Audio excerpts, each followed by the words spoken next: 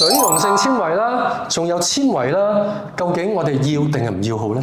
嗱，其實咧，水溶性纖維個相對就係非溶性纖維，係 OK， 即係溶解唔到嘅纖維。係咁其實我哋人類對纖維嘅最低要求咧，係真係可以低到咧離奇咁低。好低嘅。因為譬如你話係啲元祖愛斯基摩人，即就算而家2025年，即係佢哋咧就唔接受文明，繼續打獵，咁佢哋其實就冇植物來源嘅東西噶嘛。係，同埋咁應該都冇乜啦。冇做唔到嘢㗎。係咁所以就係冇纖維咯，所以纖維量係零咯，所以零都唔係唔得嘅。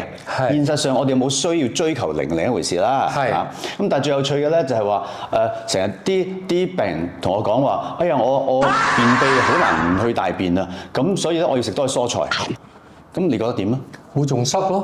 冇錯啦。喂，而家隧道口塞車啊嘛，你仲開多啲車去，就話可以暢通交通，係冇可能㗎嘛。make sense 嘅。冇錯。